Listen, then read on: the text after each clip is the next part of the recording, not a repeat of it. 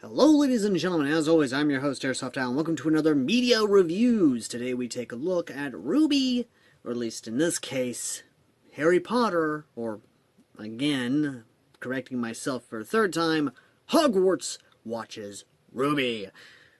Technically speaking, the author could have gone with Harry Potter Watches RWBY or anything of that nature, but again, semantics.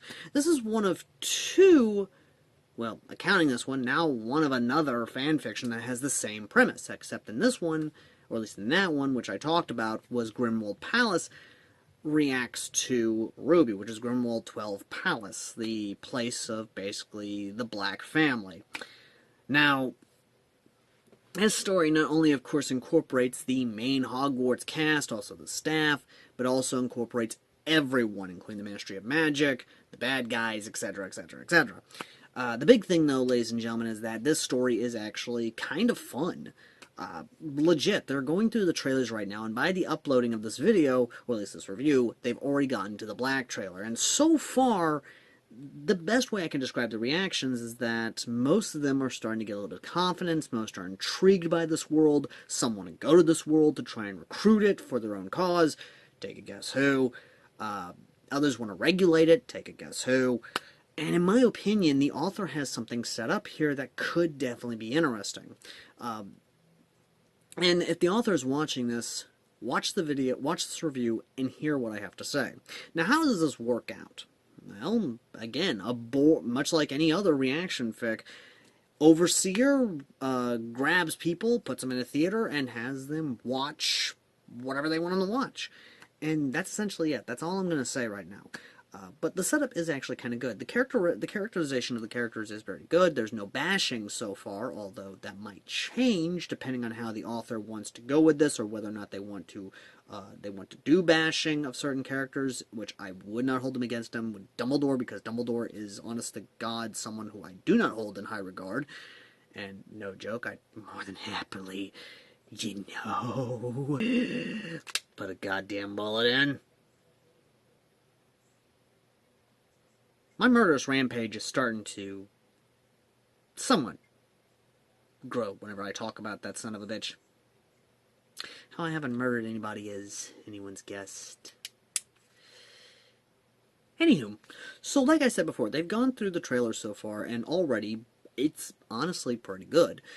And there is a setup here that the author could go with. The author has joked, or at least in this case, Voldemort and some of his followers, more or less, have basically said that, oh, we should hopefully try and find a way to get to this world. And I'll be honest, I laughed a little bit alongside with the author, because, let's face it, they fucking go to that world. There's one of several ways they're going to get their ass kicked, or in this case, die.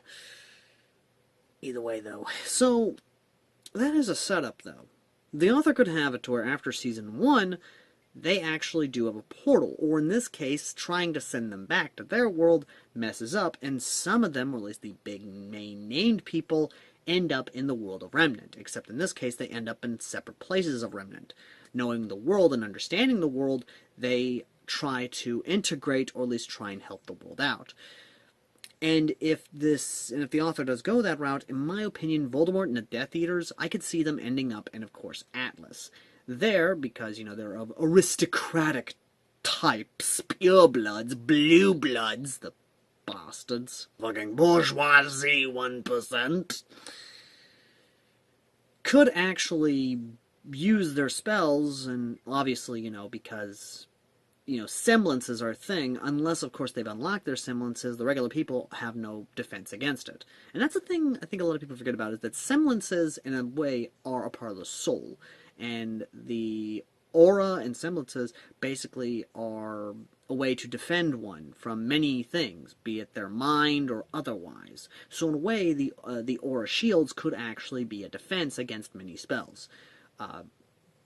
Moving on, though, they could end up in Atlas. In Atlas, of course, they could actually put themselves into a position of power by manipulating certain things, even going as far as to create an accident for for a certain business mogul who just dies from mysterious circumstances. It's not like the guy doesn't deserve it.